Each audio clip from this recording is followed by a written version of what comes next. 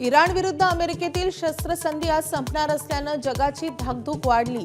चर्चेच्या दुसऱ्या फेरीचं भवितव्य यथांतरी, इराणवर पुन्हा हल्ल्याची ट्रम्प यांची धमकी। दुसऱ्या चर्चासत्रासाठी अमेरिकेचे उपराष्ट्रपती जे.डी. व्हान्स आणि इराणचं शिष्टमंडळ अजूनही पाकिस्तानात दाखल न झाल्याचं वृत्त, तर पाकिस्तानकडून चर्चा होणार असल्याची स्पष्टोक्ती।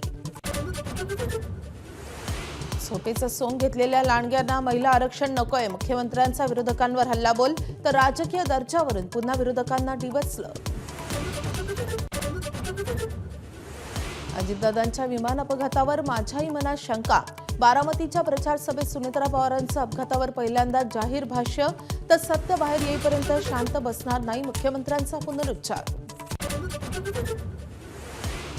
राज्यातील जवळपास 17 लाख शासकीय आणि निमशासकीय कर्मचारी बेमुदत संपावर, जुन्या पेन्शन योजनेसाठी आक्रमक, निर्णय होईपर्यंत मागे न हटण्याचा निर्धार।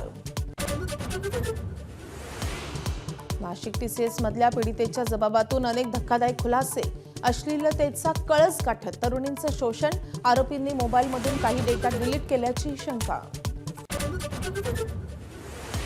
पंतप्रधान मोदी दहशतवादी नव्हे तर दहशतवाद पसरवतात असा उल्लेख, वादग्रस्त वक्तव्यानंतर मल्लिकार्जुन खरगेंची सारवासारव, भाजपकडून टीकेचा आसूड।